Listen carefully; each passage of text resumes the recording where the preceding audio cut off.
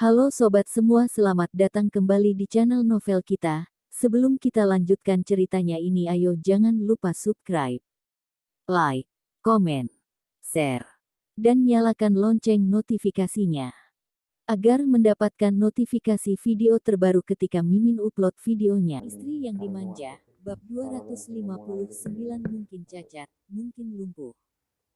Selesai Ricky mau berbicara, dia berjalan terlebih dahulu. Amandamu mengikuti di belakang, menatap bayangannya, berjalan dengan hati yang tidak tenang. Tiba-tiba, Ricky Mo yang berjalan di depannya tiba-tiba menghentikan langkahnya. Amandamu tidak mengerti, lalu ikut menghentikan langkahnya. Saat ini, Ricky Mo dengan marah berkata, "Jalan yang baik." Amandamu terkejut, mencurigai apa ada mata di belakang punggungnya.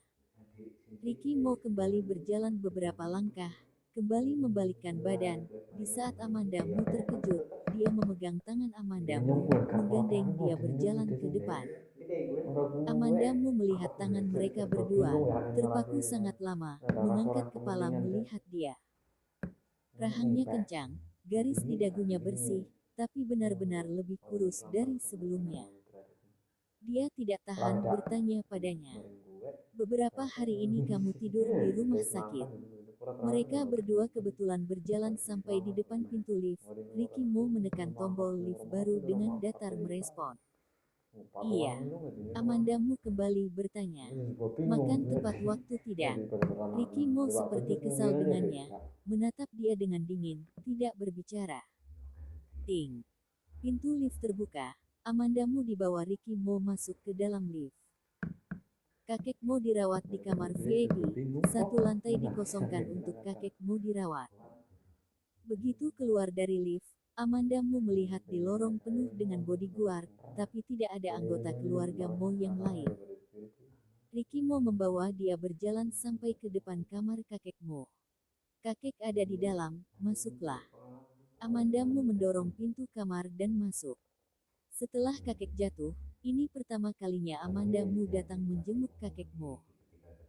Kasur rumah sakit yang berwarna putih, kakek Mo terbaring dengan tenang di atas kasur, mengenakan masker oksigen, masih diinfus. Amandamu berjalan mendekat, baru menyadari wajah kakek Mo pucat seperti kertas, kantung matanya juga terlihat jelas, wajahnya dipenuhi dengan kerutan di mana-mana. Kakek Mo bukan orang tua yang suka beramal. Penampilannya selalu serius. Amandamu melihat dia yang seperti ini, ingin menangis. Amandamu duduk di sebelah kasur, dengan pelan memanggil, "Kakek." Orang yang terbaring di kasur tidak merespon sama sekali. Kalau bukan karena oksigen yang ada di dalam masker berubah menjadi uap, Amandamu pasti sudah mengira kalau kakek Mo tidak seperti orang yang masih hidup. "Sudah, ayo keluar." Saat ini, pintu kamar dibuka, terdengar suara Ricky Mo. Amandamu menoleh, mengulurkan tangan mengusap air mata yang ada di sudut matanya, berdiri dan berjalan keluar. Dia menutup pintu kamar, berkata kepada Ricky Mo, "Apa yang dikatakan dokter?" Ricky Mo tidak langsung menjawab pertanyaannya, melainkan menatap dia. Ricky Mo melihat matanya merah, alisnya berkerut, berkata, "Tidak pasti kapan bisa sadarkan diri, meskipun bisa sadarkan diri tapi belum tentu bisa seperti dulu lagi." Amandamu terperanjat lalu mengulangi kata-kata yang barusan Ricky Mo katakan. "Belum tentu bisa seperti dulu lagi." Ricky Mo hanya dengan wajah tanpa ekspresi melihat dia, sama sekali tidak memberikan penjelasan. Belum tentu bisa seperti dulu lagi, itu artinya kakek Mo mungkin cacat, mungkin lumpuh, menjadi seorang tua yang tidak bisa bebas bergerak. Raut wajah Amandamu mendadak berubah menjadi pucat. Dia melihat Ricky Mo, tapi tidak tahu mengucapkan apa agar bisa menenangkan Ricky Mo. Suara seorang wanita tiba-tiba terdengar. "Untuk apa kamu kemari?" Amandamu mendengar ini segera membalikkan kepala, melihat Gracia Mo sedang berjalan mendekat.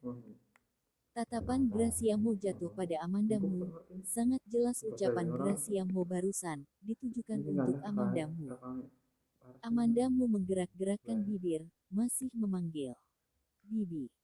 Raut wajah Gracia Mo tidak begitu baik, pandangannya masih belum lepas dari Amanda Mu, tapi masih mengangguk-anggukkan kepala berkata, Amanda Mu beberapa hari ini baikkah?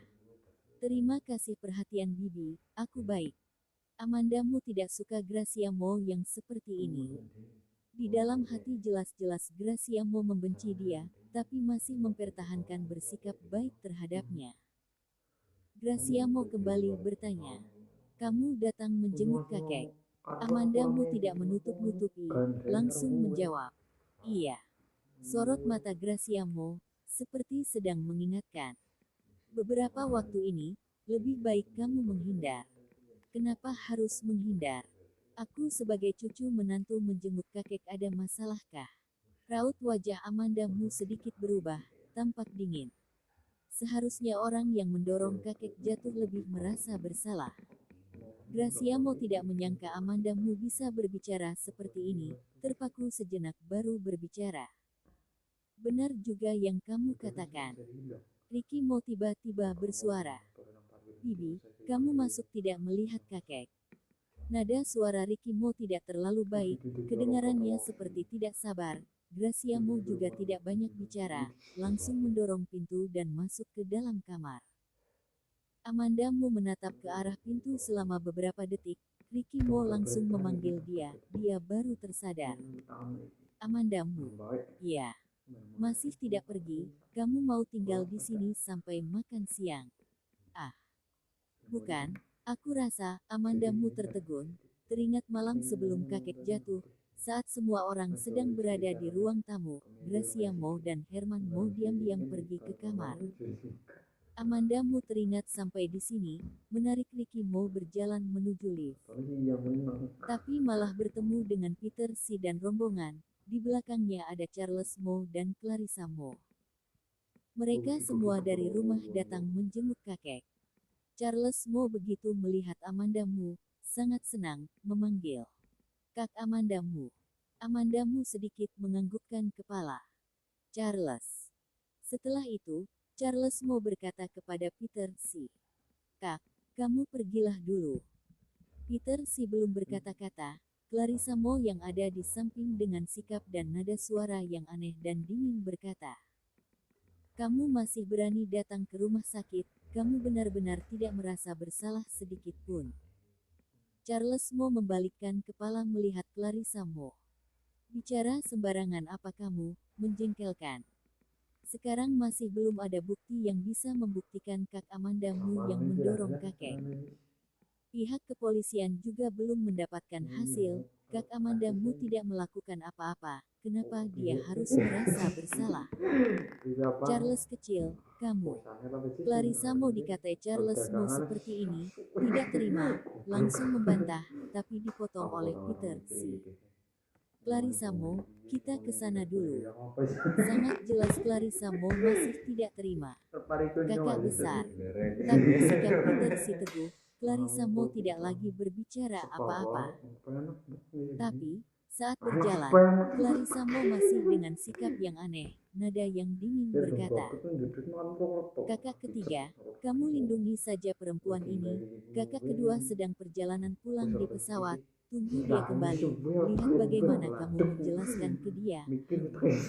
Kakak kedua, Amanda Mu dengan bingung melihat Ricky Mo. Charles Mo yang ada di samping, membisikkan ke telinga Amanda Mu. Saudara kembar perempuan kakak sepupu. Saudara kembar perempuan Ricky Mo.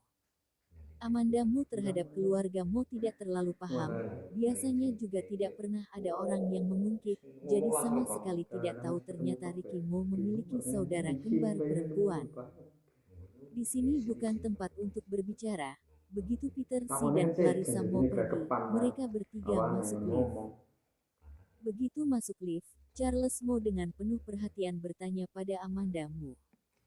Kak Amanda Mu, beberapa hari ini kamu baikkah?